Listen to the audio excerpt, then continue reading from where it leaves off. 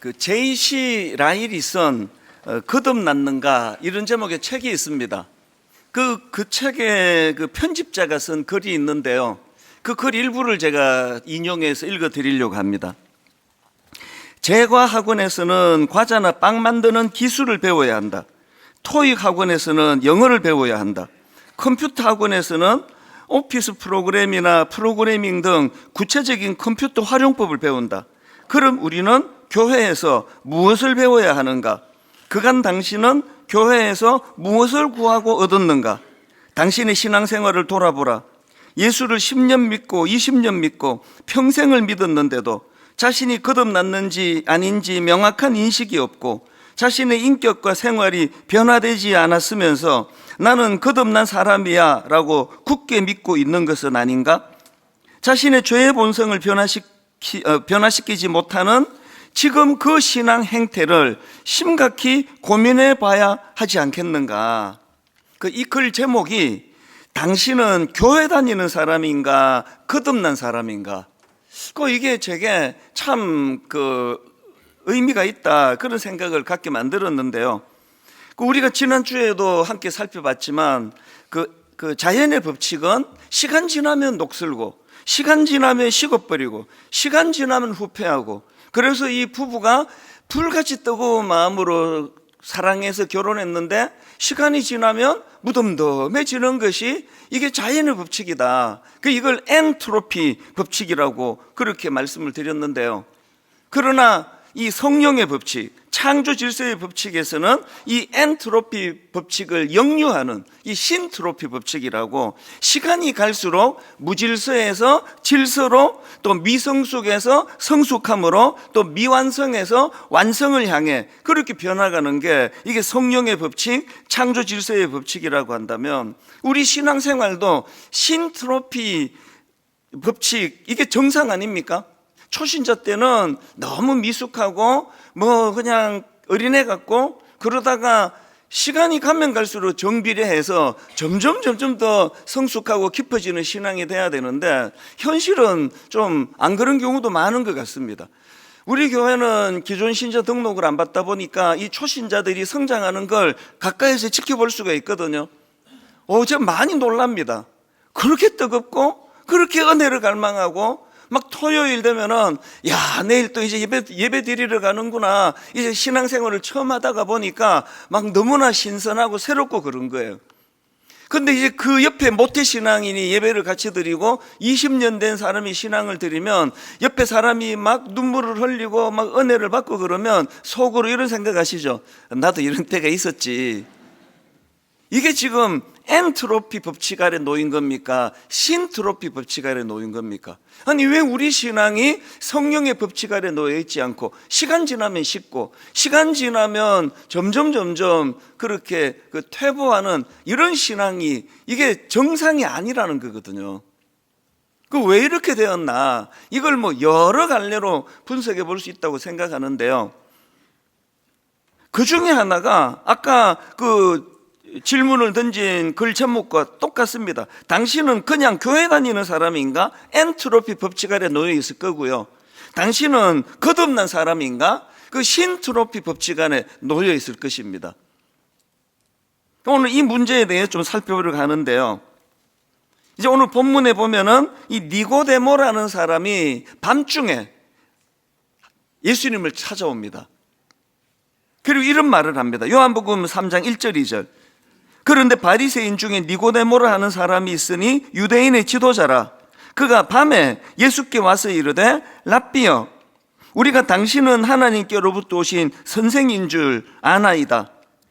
하나님이 함께 하시지 아니하시면 당신이 행하시는 이 표적을 아무도 할 수 없음이니이다. 니고데모가 왜 이런 말을 밤에 와서 하는지는요, 바로 앞장인 2장을 보면은 그 맥락을 보면은 알 수가 있습니다.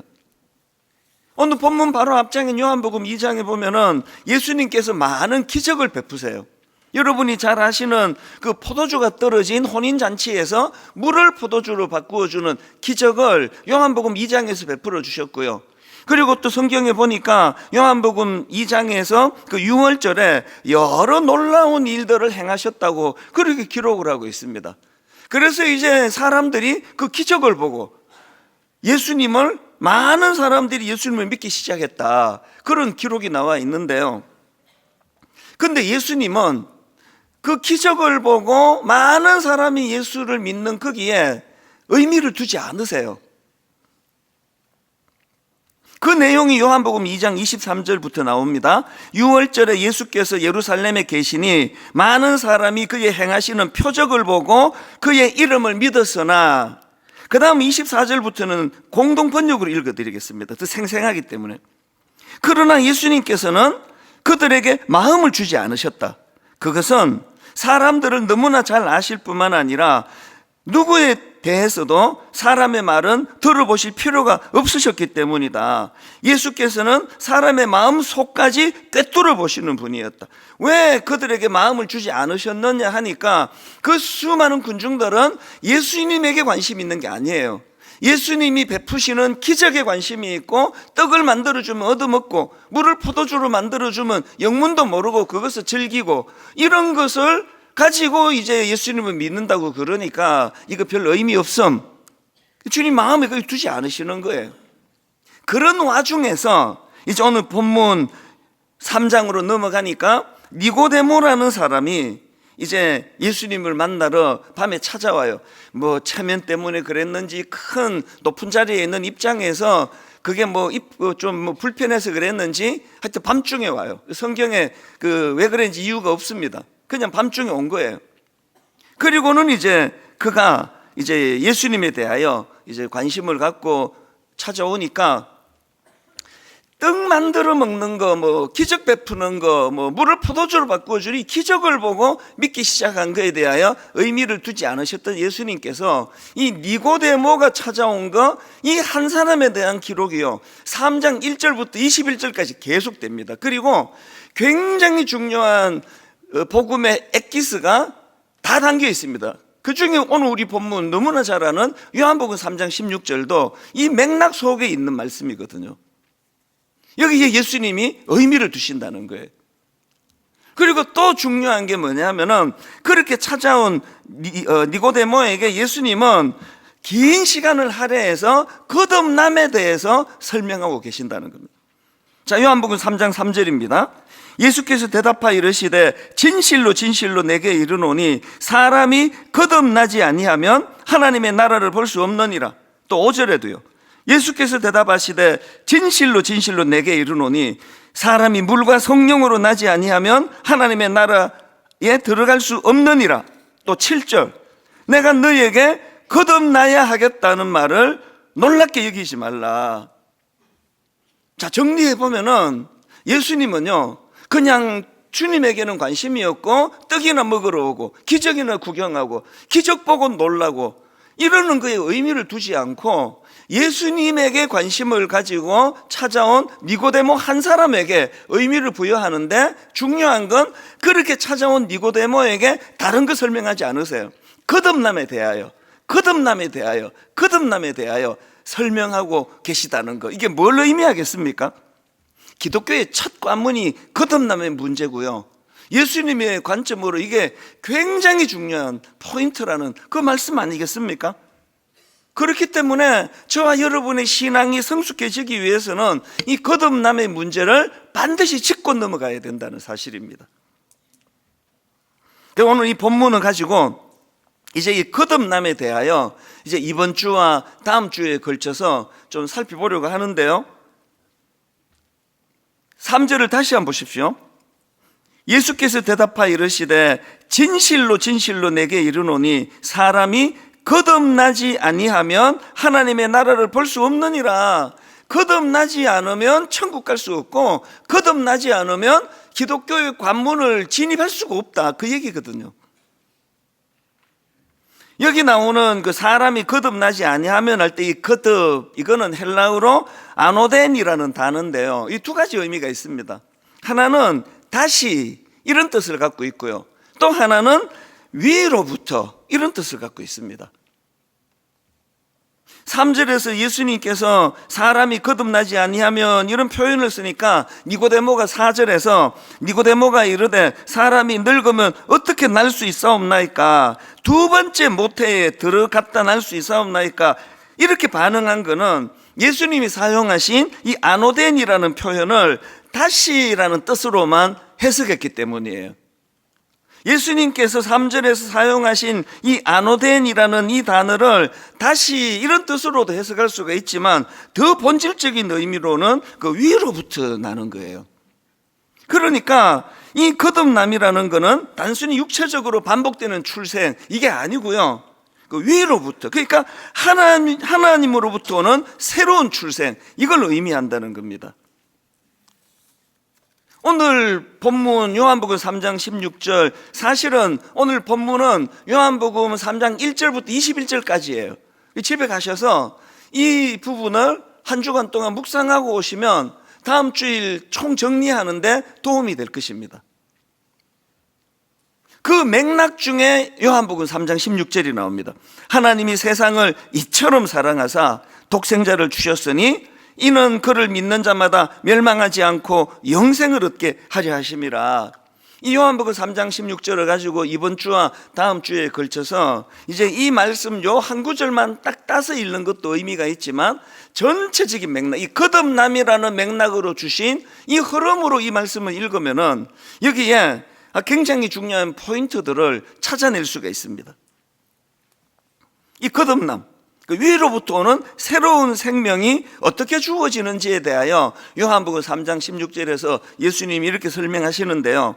이거를 이제 거듭남 하나님과 관련하여 이제 이거를 살펴볼 때에 한 세 가지 의미가 있습니다. 여기에 이 거듭남, 이것과 또 하나님, 또 하나님께서 이런 의미를 마음에 담고 요한복음 3장 16절 읽어보시면요, 세 가지로 정리가 되는데 하나님 하신 일이, 첫째로는 거듭남의 근원, 이게 하나님의 사랑에서 출발한다는 거예요. 하나님이 세상을 이처럼 사랑하사, 잘 아시는 3장 16절의 첫 부분 아닙니까? 그런가 하면 로마서 5장 8절, 우리가 아직 죄인 되었을 때에 그리스도께서 우리를 위하여 죽으심으로 하나님께서 우리에 대한 자기의 사랑을 확정하셨느니라. 우리가 거듭날 수 있게 된 거, 이제 멸망하지 아니하고라는 그 말씀 속에서 내버려두면 우리는 영적으로 망할 수밖에 없는 존재인데, 우리를 구원해 주신 그 거듭남의 십자가 사랑은 그 출발이, 거듭남의 근원이 하나님의 사랑으로부터 시작이 된다. 그런가 하면 두 번째로 이 하나님과 관련한, 거듭남과 관련한 요한복음 3장 16절이 가진 두 번째 의미는 거듭남의 통로, 이게 그리스도의 십자가라는 겁니다. 하나님이 세상을 이처럼 사랑하사 독생자를 주셨으니, 이 부분은 이제 다음 주일날 좀 상세하게 이제 다시 설명을 드릴 예정입니다.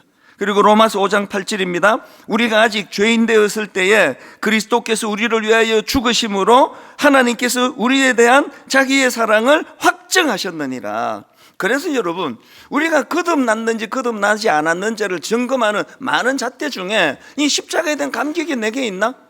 이 거듭남의 출발, 거듭남의 근원 대신 하나님의 사랑, 여기에 우리가 감격과 감사가 있나? 이게 잣대 중에 하나입니다. 원래 이 십자가라는 것은 끔찍한 사형틀 아닙니까?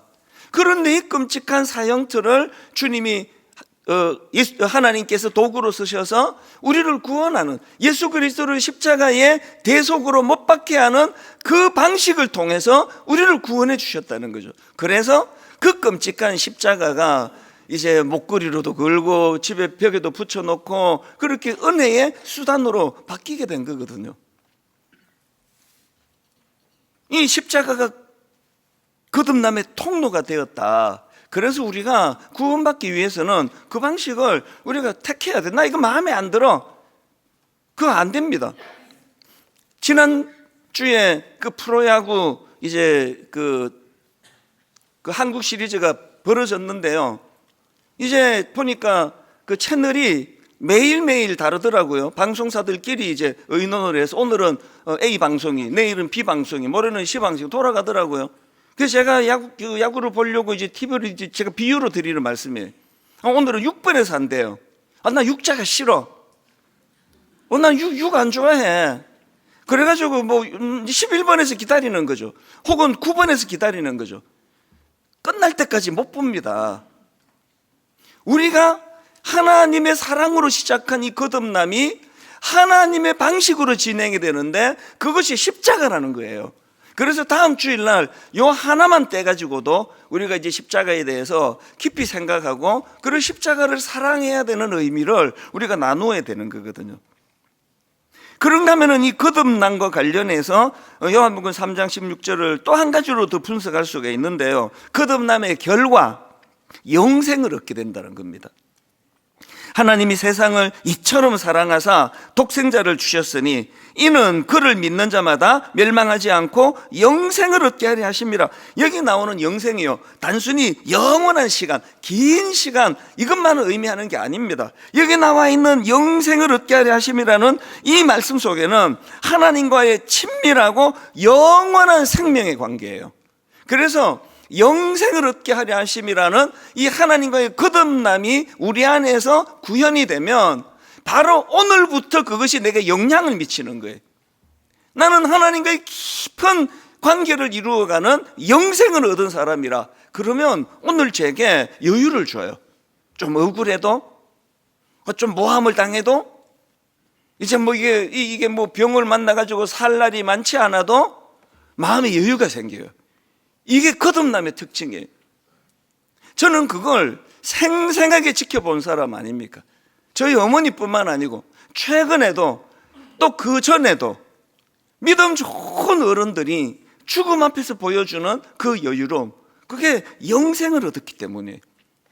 저희 어머니는 오매불망 하나님이 불러가시는 날을 늘 소원하면서, 그러면서 또 살아계시는 거, 호흡이 연장되는 거, 한국에서 목회하는 우리 막내 아들 목사를 위해서 기도할 게 좀 남아있나 보다. 항상 말씀을 그렇게 하세요. 하나님이 날 좀 불러가시면 좋겠는데. 한국에서 목회하는 막내 아들, 그 분당 우리 교회가, 그 어머니의 기도가 항상 이 교회에 하나님, 우리 아들 목사가 허튼 짓 하는 목사 되지 않도록, 하나님을 두려워하는 목사가 되도록, 성도들을 진짜 사랑하는 목사가 되도록 그 기도의 사명으로 사시는 거예요.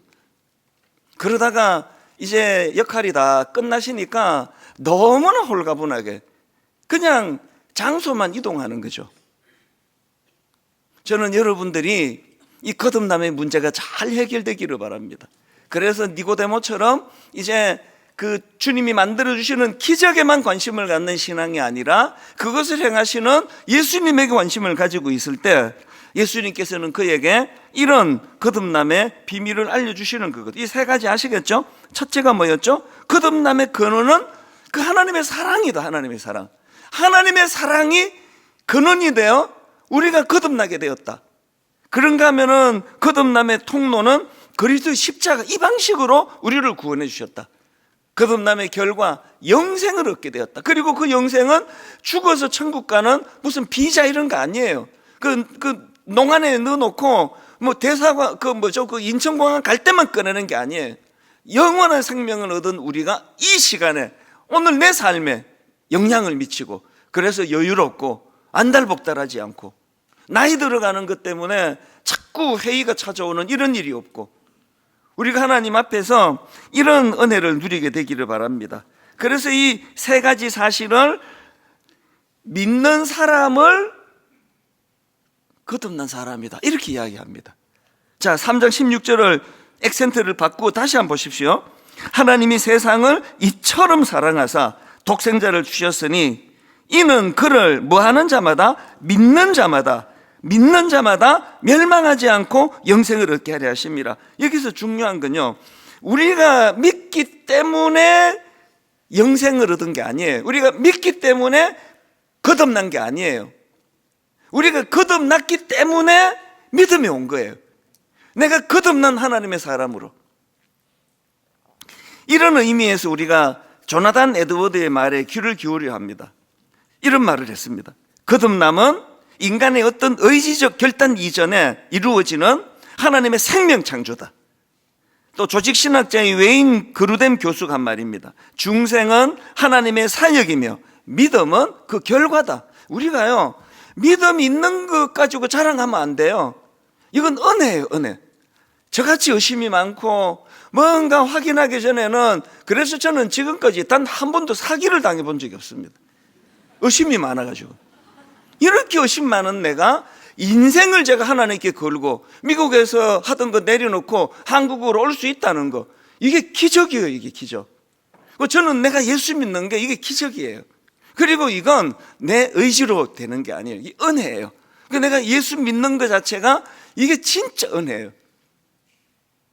오늘 여러분들 가운데 이 거듭남의 문제, 나는 거듭난 그리스도인인가? 어떤 증거가 있나? 이제 이런 것들에 대하여 책도 좀 소개해 드리고, 또 이런 거에 대하여 또 여러분이 좀 묵상하실 수 있도록 교회가 잘 도와드리기를 원합니다. 왜? 이게 가장 중요한 기초이기 때문에. 그래서 오늘 이제 거듭남과 관련해서 우리가 기억해야 될 이 세 가지, 이 두 가지는 오늘 말씀드리고요. 세 번째 세 가지는 이제 다음 주일날 이제 나누어서 이제 말씀을 이제 분량이 좀 길기 때문에 오늘 두 가지만 먼저 말씀드립니다. 거듭남과 관련해서 우리가 기억해야 될 첫 번째가 뭐냐? 예수 그리스도를 알고자 하는 갈망. 이게 거듭남의 시작이에요. 예수 10년째 믿으면 거듭남을 알게 돼. 이거 아닙니다. 예수 20년째 믿으면 내가 거듭남이 이제 나한테 이제 체득이 될 거 아닙니다. 갈망해야 돼요. 오늘 이 말씀의 시작이 바로 본문 2절, 니고데모가 밤에 예수께 와서 이르되 랍비여, 우리가 당신은 하나님께로부터 오신 선생인 줄 아나이다. 니고데모가 예수님께 관심이, 그리고 니고데모가 그 예수를 알고자 하는 마음이, 그 갈망이 커서 밤에 주님을 찾아간 거예요. 그렇게 찾아갔기 때문에 주님이 니고데모에게 거듭남의 비밀을 가르쳐 주신 거거든요. 여러분에게 이 목마름이 있습니까? 그게 여러분이 거듭났다는 증거예요. 주님을 알고자 하는 마음, 이 갈망이 있었기 때문에 이 거듭남과 십자가라는 기독교의 근간을 이루는 이 진리를, 이번 주에는 제가 거듭남에다가 강조를 하고 다음 주에는 십자가에다가 강조를 해서 이 거듭남과 십자가, 십자가와 거듭남, 이 두 가지가 균형 있게 여러분 심령에 정리가 잘 되는 신앙인들이 되시기를 바랍니다. 그러기 위해서 우리가 이 갈망이 필요해요. 그래서 자꾸 여러분 스스로에게 질문하셔야 됩니다. 나는 하나님을 향한 이런 목마름이 있나? 나는 주님과의 교제를 위하여 따로 시간을 내고 있나?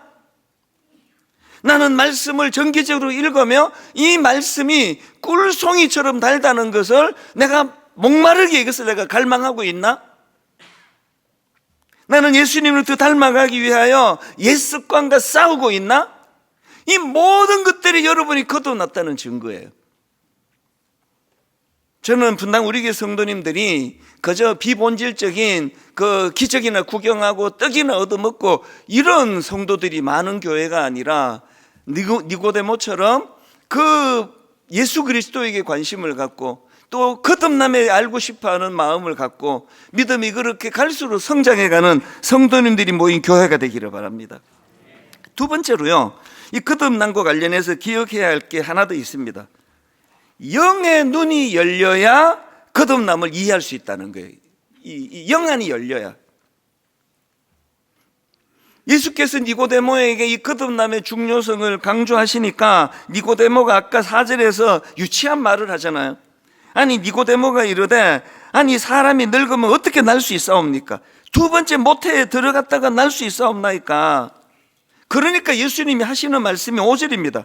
예수께서 이르시되 대답하시되 진실로 진실로 내게 이르노니 사람이 물과 성령으로 나지 아니하면 하나님의 나라에 들어갈 수 없느니라. 영적인 문제다, 그 얘기예요. 그 다음 6절 7절도 똑같습니다. 육으로 난 것은 육이요 영으로 난 것은 영이니 내가 너희에게 거듭나야 하겠다는 말을 놀랍게 여기지 마라. 네가 아무리 똑똑해도 아무리 네가 지식인이라도 영안이 열리지 않고는 이 비밀을 알 수가 없다. 그래서 10절에 보면은 예수님이 이 니고데모를 나무라시면서 이런 말씀을 하십니다. 예수께서 그에게 대답하여 이르시되 너는 이스라엘의 선생으로서 이러한 것들을 알지 못하느냐. 니고데모는 율법학자예요. 그는 유대인의 지도자예요. 그는 높은 지위를 가졌습니다. 그런데 이런 것들로 결단코 거듭날 수가 없다는 거예요. 거듭나지 않으면 영안이 열리지 않고, 그래서 교회를 그렇게 오래 다니는데도 그냥 왔다 갔다 하시는 거잖아요.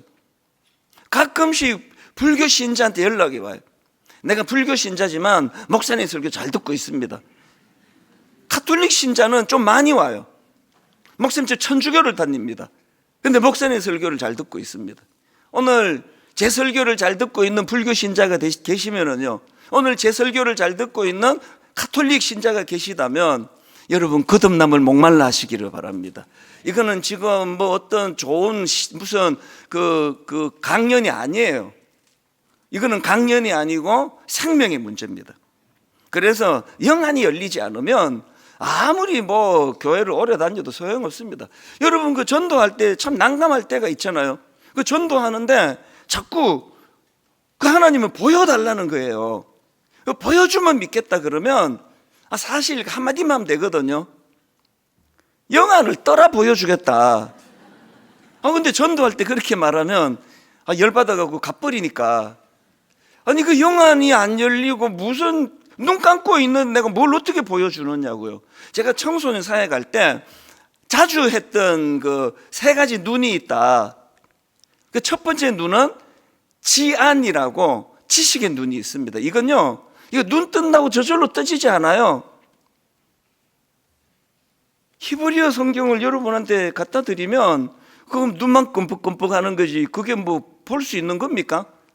히브리어 성경은 신학교에서 히브리어 공부를 하고 난 다음에 눈이 떠져야 읽혀져요. 수학도 마찬가지 아닙니까? 요즘에 뭐 어떤 고등학생이 저보고 우리가 고등학교 때 배웠던 수학 1의 정석 이거 갖고 와가지고 한번 풀어보라 그러면 한 문제도 못 풀 거예요. 그 입시 공부할 때는 막 밤새도록 공부하느라고 눈이 떠졌는데 이 치아는요 계속 공부 안 하면 다치더라고 다시. 그 뭐 모르는 거죠. 공부 좀 하는 애들 보면은 문제 딱 보면 길이 막 보여요. 요거담 해서 막 어떤 애들은 막 손으로 막 이러면서 그렇게 이제 답을 찾아 나가는 애가 있잖아요. 그게 지식의 눈이 떠져서 그래요. 그런가 하면 두 번째 눈이 영안이에요. 영안, 영적인 눈. 이건 하나님 보는 눈이 아니, 육안은 이거 하나님 보는 눈이 아니에요. 그래서 정말 나 하나님 가끔 그런 경우가 있습니다. 최근에 제가 어느 교회에서 부흥회를 인도했는데요. 목사님이 저한테 이 초신자래요. 완전 초신자인데 제가 설교하고 있는데 뒤에서 예수님을 봤대요. 그래갖고 그걸 그렸어요. 예수님이 이렇게 해가지고 저한테 이제 카톡으로 보내줬는데, 되게 신기하더라고요. 너무나 갈망하는 어떤 초신자에게는 그런 초자연적인 역사도 행하지만요. 그리고 또 최근에요. 우리 교회에서 신경정신과, 옛날에는 정신병원, 요즘에 신경정신과라 그러잖아요. 신경정신과에서 내용은 내가 잘 몰라요. 만나뵌 적이 없어서. 아마 우울증이나 이런 거일 확률이 많죠. 정신과 의사 집사님이 저한테 오셔가지고 환자분이 저보고 이거 전해달라고 그러면서 선물을 갖고 왔어요. 이게 뭔데요? 그랬더니 이제 이 의사분이 상담을 하면서 이제 쭉 설명하고는 마음이 울적하고 하면 송림고등학교 분당 우리 교회 가서 예배를 한번 드려봐라. 의사 선생님이 권하면은 환자들은 잘 듣습니다, 말을. 그래서 이제 그분이 순종해서 이 길을 오셨대요. 앉는데 눈물이 쏟아지는데 이유를 알 수 없더래요. 그래가지고 정말 놀랐습니다. 그분이 특세를 참석을 했어요. 새벽 2시에 와야 되는데. 그리고는 자기가 깨달았대요. 교회란 데는 앉으면 눈물이 나기 때문에 손수건이 필요하다. 그래갖고 손수건을 저한테 줬어요. 나 안 우는데 저는 저한테 손수건을 선물로 하나. 그 제가 그걸 지금도 제가 책상 위에 두고 있습니다. 신비로운 일이에요. 우리가 하나님 앞에 영안을 열어야, 지금 이분은 생전에 교회란 데를 처음 오는, 분당 우리 교회는 그런 분들이 많으시잖아요. 교회란 데를 가본 적이 없는 분, 교회를 떠난 지가 20년이 되신 분인데 앉으면 눈물이 난다. 그게 성령님이 하시는 일 아닙니까? 오늘 저는 여러분들이 이제 그 지안도 열려지고, 그건 공부를 많이 노력을 해야 돼요. 영안도 열려지고, 그리고 이게 육신의 눈이에요. 이 육신의 눈, 이 육안이라 그러잖아요.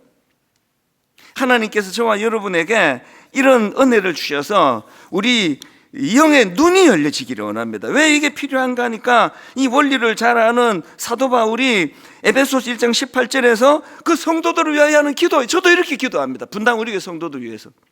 바울이 이렇게 기도합니다. 너희 마음의 눈을 밝히사, 너희 마음의 눈을 밝히사 그의 부르심의 소망이 무엇이며 성도 안에서 그 기업의 영광의 풍성함이 무엇이며 그의 힘의 위력으로 역사하심을 따라 믿는 우리에게 베푸신 능력에 지극히 크심이 어떠한 것을 너희로 알게 하시기를 원하노라. 여러분, 그 살아계신 하나님의 힘의 위력, 힘의 능력, 그 역사하심, 이 강함을 왜 못 누리느냐고요. 너희 마음의 눈을 밝혀야 돼요.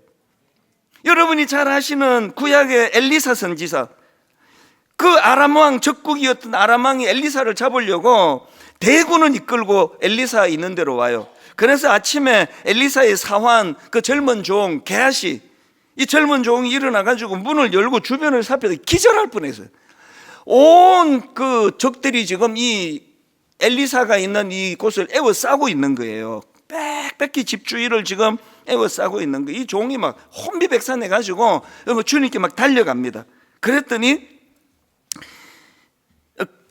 달려가가지고 11개 16장 15절입니다. 하나님의 사람의 사환이 일찍 일어나서 나가보니 군사와 말과 병거가 성읍을 에워쌌는지라. 그의 사환이 엘리사에게 말하되 내 주여 우리가 어찌하리이까. 그랬더니 16절에서 엘리사가 이렇게 대답합니다. 16절 대답하되 두려워하지 말라. 우리와 함께한 자가 그들과 함께한 자보다 많으니라 하고, 이 게하시라는 종이 이게 뭔 소리 하는지 지금 온 적들밖에 안 보이는데, 그러니까 17절에서 엘리사가 그 젊은 종을 위하여 기도합니다. 17절 기도하여 이르되 여호와여 원하건대 그의 눈을 열어서 보게 하옵소서. 그의 눈을 열어서 보게 하옵소서 하니 여호와께서 그 청년의 눈을 여시매 그가 보니 불말과 불병거가 산에 가득하여 엘리사를 둘렀더라. 여러분, 교회를 아무리 오래 다녀도 너희 바울이 그렇게 기도하는 것처럼 너희 마음의 눈을 밝히사, 이 마음의 눈이 떠여지지 않으면 맨날 불안한 거죠. 그 젊은 종처럼 하루를 불안으로 시작하는 거 아닙니까? 그 젊은 종 게하시가 아까 보고하면서 하나님, 그 6장 15절 다시 보세요. 하나님의 사람의 사환이 일찍 일어나서 나가보니 군사와 말과 병거가 성읍을 에워쌌는지라. 그의 사환이 엘리사에게 말하되 이게 아이스 아메리카노입니까? 이게 가 아니고 비명이에요. 이거예요. 그래서 제가 아까 일부러 이렇게 읽었습니다. 이렇게 읽으면 안 돼. 비명이에요. 실감이 나죠? 내 주여 어찌하리이까. 여러분, 이게 맨날 여러분 아침 아닙니까? 맨날 눈 뜨면 불안하고, 맨날 눈 뜨면 나 잡으려는 것들이 날 에워싸고 있고, 직장 가는 게 가슴이 두근두근 거리고. 영안을 열어야 돼요. 마음의 눈을 밝혀야 돼요. 마음의 눈을 밝히고 보면 눈으로 보여지는 나 괴롭히는 사람들을 에워싸고 계시는 하나님의 강하심, 아까 바울이 그렇게 말했잖아요. 너희 마음의 눈을 밝히사 그 힘의 위력으로 역사하심을 따라 믿는 우리에게 베푸시는 능력의 지극히 크심을, 지극히 크심이 어떠한 것을 너희로 알게 하시기를 구하노라. 여러분, 갈망하는 마음, 주님을 더 알기 원합니다. 저는 본 어게인, 거듭남에 대하여 정말 잘 알기를 원합니다. 그런가 하면은 영안을 열어. 지안도 어느 정도 열렸잖아요. 그 정도 공부 많이 하셨으면. 그리고 육아는 뭐 요새 뭐 안경이 너무 잘 나와가지고 저는 지금 안경 뭐 4개 갖고 다니거든요.